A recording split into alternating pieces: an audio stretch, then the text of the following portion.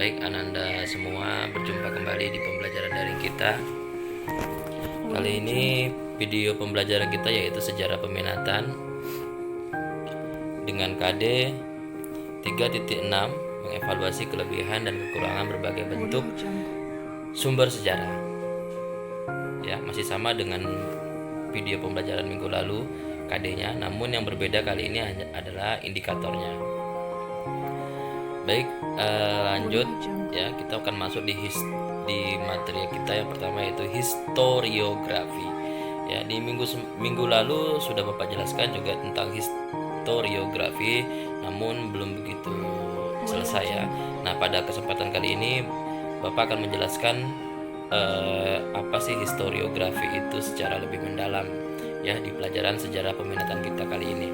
Jadi historiografi itu kalau kita lihat berasal dari bahasa Yunani atau historia yang berarti sejarah dan graph yang berarti tulisan atau naskah. Sedangkan menurut Louis Gottschalk, pengertian historiografi tak jauh dari tulisan mengenai sejarah. Lebih singkatnya, ia menyebut historiografi sebagai bentuk publikasi baik dalam bentuk lisan maupun tulisan mengenai peristiwa atau kombinasi peristiwa-peristiwa di masa yang lampau. Jadi secara kesimpulannya, historiografi itu adalah kajian mengenai metode sejarawan dalam pengembangan sejarah sebagai disiplin akademis dan secara luas merupakan setiap karya sejarah mengenai topik tertentu. Itu dia. Nah, sekarang kita lihat di sini ada beberapa macam kriteria historiografi itu. Ada historiografi tradisional, ada yang bersifat kolonial, dan ada yang bersifat modern. Ya. Kita akan membahasnya satu persatu. Yang pertama ada historiografi tradisional. Maksudnya apa? Maksudnya adalah pengertian sejarah yang umumnya dilakukan para sastrawan atau pujangga keraton dan bangsawan kerajaan. Ya, itu dia maksudnya dari historiografi tradisional. Nah, pada tahap historiografi tradisional, penulisan sejarah yang dilakukan merupakan ekspresi dari sebuah kebudayaan. Jadi masyarakat pada masa itu belum menulis ya, dan dalam upaya merekam peristiwa masa lalu. Ya, dia belum menulis, teman, dia merekam. Dia belum bisa menulis pada waktu itu karena belum paham dia menulis, tapi dia bisa merekam, mengingat apa yang terjadi pada masa lalu. Itu yang diungkapkan menurut ahli sejarah yaitu Taufik Abdullah. Nah, historiografi tradisional itu pada umumnya itu yang pertama terjadi pada masa Hindu-Buddha, yang kedua pada masa Islam, kerajaan Islam. Kita lihat di sini. Historiografi tradisional pada masa Hindu-Buddha ada beberapa ciri-ciri. Yang pertama, karya yang dihasilkan berupa terjemahan naskah-naskah dari India. Kemudian yang kedua, ciri-cirinya bersifat religio magis atau kepercayaan yang meyakini adanya kekuatan di atas manusia dan adanya kekuatan gaib yang menguasai alam dan sekitarnya. Kemudian ciri-ciri yang ketiga, isi karya historiografi tradisional pada masa Hindu-Buddha bersifat istana sentris. Artinya apa? Kisah sejarah tradisional hanya berisi tentang kehidupan raja-raja, keluarga-keluarganya yang hanya berdiam diri di istana. Jadi dia ceritanya itu tentang memang benar-benar hanya kerajaannya saja. Jadi hanya menceritakan tentang asal-usul keluarganya, terus bagaimana rajanya, bagaimana anak-anaknya, dan lain sebagainya. Ya, itu yang diceritakan tentang istana sentris itu maksudnya. Kemudian pada masa karya historiografi tradisional Hindu-Buddha ada beberapa bukti. Ya, ada beberapa bukti seperti kitab Ramayana, ada Babat Aryatabanan, ada kitab Mahabharata, ada kitab Pararaton, dan ada kitab Negara Kertagama. Ya. Seberapa besar pengaruh karya-karya di atas bagi penulis sejarah di Indonesia? Nah, timbul pertanyaan tadi tuh, seberapa besar pengaruh karya-karya di atas ini ya bagi penulis sejarah di Indonesia? Jadi kan ada karya Pararaton, kitab Pararaton maksudnya Bapak ya. Kemudian ada kitab Mahabharata, ada kitab Ramayana dan sebagainya. Nah, kitab-kitab ini apa pengaruhnya untuk penulis sejarah? Tentu pengaruhnya adalah sebagai pendukung untuk meneliti. Dari sinilah sumber awalnya. Kita akan bisa melihat, oh dari sinilah dasarnya. Jadi sumber-sumber tersebut memang sangat besar pengaruhnya kepada penulis sejarah. Karena kalau tidak ada dasarnya, bagaimana kita mau bergerak? Bagaimana kita mau meninjau lebih lanjut gitu loh. Ya. Kemudian kita lihat yang kedua, di sini ada historiografi tradisional masa Islam. Ciri-cirinya yang pertama mengandung unsur mitos.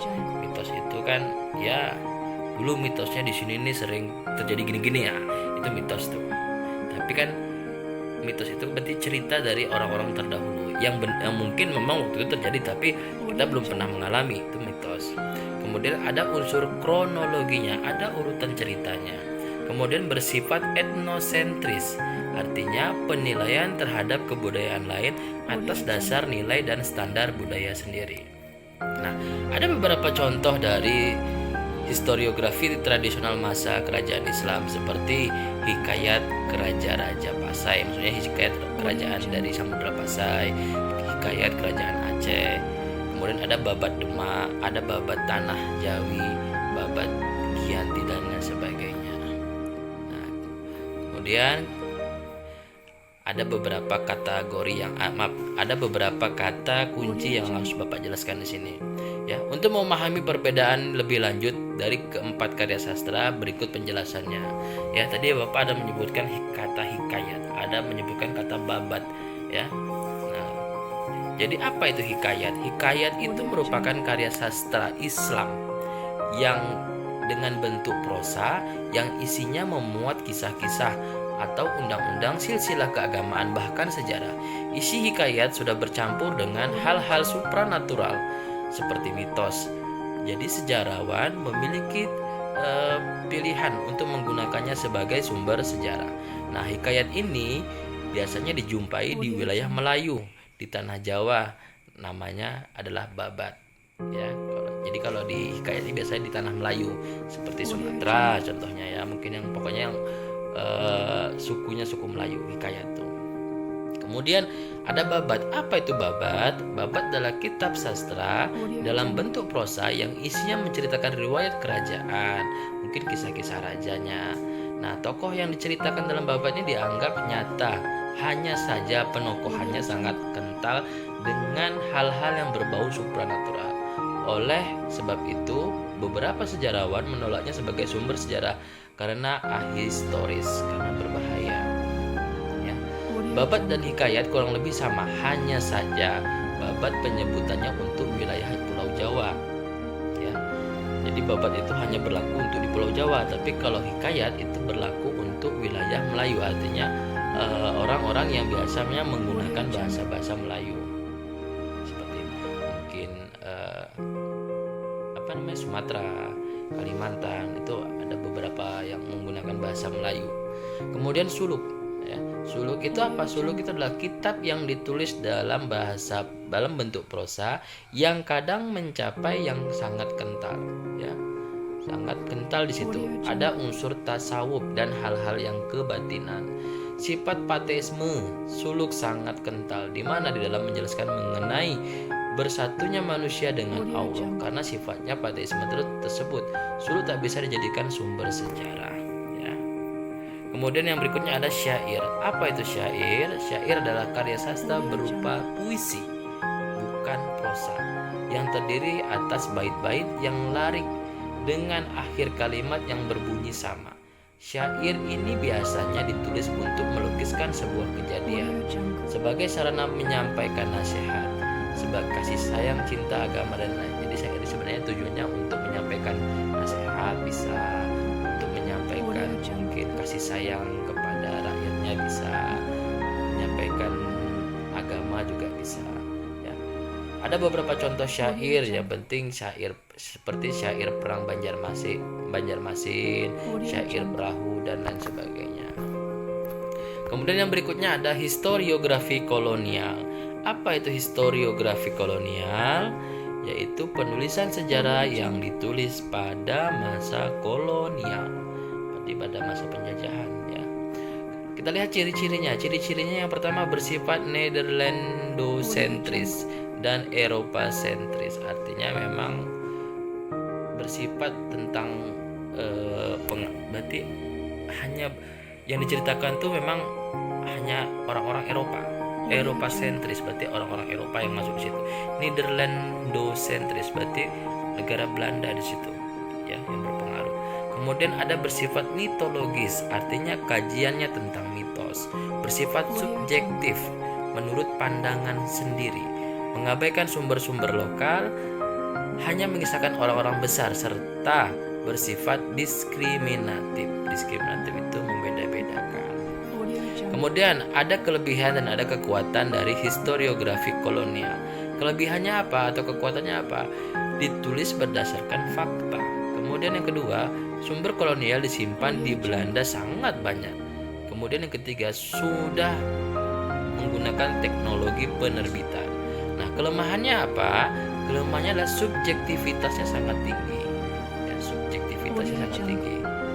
Kemudian kurangnya data kualitatif dan sumber lokal, dan sumber terbuka masih terbatas. Jadi untuk historiografi kolonial itu masih banyak sekali disimpan di negeri Belanda, terutama tentang apa saja yang dilakukan Belanda pada waktu itu di negara kita Indonesia. Namun sampai saat ini masih utuh barang itu, masih ada di Belanda. Kemudian contoh-contoh karya historiografi kolonial, ya, banyak di sini. Ya, kalian bisa membaca satu persatu, ya. Kemudian ada contoh karya historiografi kolonial, ini lah buku-bukunya, ya. Ada The History of Java, ya, tidak banyak, ya, Bapak ambil. Kemudian ada yang berikutnya historiografi modern. Apa itu pengertiannya? Karya-karya sejarah yang ditulis oleh penulis atau sejarawan dengan metode kritis dan modern. Itu dia. Kemudian bersifat Indonesia sentris, itu ciri-cirinya. Ya, kita lihat ciri-cirinya. Bersifat Indonesia sentris artinya memang yang diceritakan itu hanya tentang orang-orang Indonesia saja. Kemudian yang berikutnya bersifat metodologis. Bersifat yang ketiga bersifat kritik historis. Yang keempat menggunakan sumber kolonial dan lokal. Jadi adanya perpaduan di sini, ya, mengambil dari sumber kolonial dan juga mengambil dari lokal, kan gitu. Kemudian yang kelima, para pelaku luas dan beragam. Banyak orang yang pelaku di sini. Berarti bukan 1-2 orang di sini. Kemudian ada beberapa kelebihan dan kelemahan dari historiografi modern ini, ya. Kita lihat dari kelebihannya terlebih dahulu. Kelebihannya atau kekuatannya itu yang pertama, mengubah pandangan religio-magis serta kosmologis dalam historiografi tradisional menjadi pandangan yang bersifat lebih ilmiah. Kemudian yang kedua, mengubah pandangan etnosentrisme atau yang bersifat kedaerahan dalam histori tradisional menjadi pandangan nasionalisentrisme kebangsaan yang tadinya mungkin bersifat daerah, tapi lebih dijabarkan kembali lebih nasional, ya. Kemudian yang ketiga, mengubah sudut pandang Eropa sentris menjadi Indosianisentris, ya. Mungkin kalau sudut pandang Eropa begini dulu Indonesia, tapi kalau dari sudut Indonesia mungkin begini, ya. Itu berarti jadi diubah sudut pandangnya. Kemudian kelemahannya, kecenderungannya terhadap terjadinya anakronisme sejarah. Ada beberapa kelemahannya. Kemudian belum mampu menghadirkan masa lalu secara optimal. Yang ketiga, belum subjektivitas dalam menulis akibat nasionalisme yang cenderung berlebihan. Ada buku contoh dari karya historiografi modern. Pemberontakan petani Banten. Ada banyak sekali contoh-contoh karya historiografi modern, ya. Mungkin bisa lihat ada beberapa buku yang Bapak tampilkan, ya. Itulah salah satu contoh-contohnya. Baik, terima kasih untuk video pembelajaran kali ini. Ya, mudah-mudahan apa yang Bapak sampaikan bisa bermanfaat sebagai bahan referensi kita. Dan jika masih ada yang belum jelas, silakan kalian buka kembali buku-buku yang mungkin bisa menjadi penunjang kita, baik itu buku cetak maupun buku LKS dan lain sebagainya, ya. Karena belajar itu dimanapun kita bisa, dan belajar itu dengan siapapun kita bisa. Ya, terima kasih. Bapak akhiri, wabillahi taufiq wal hidayah. Wassalamualaikum warahmatullahi wabarakatuh. Audio Jungle.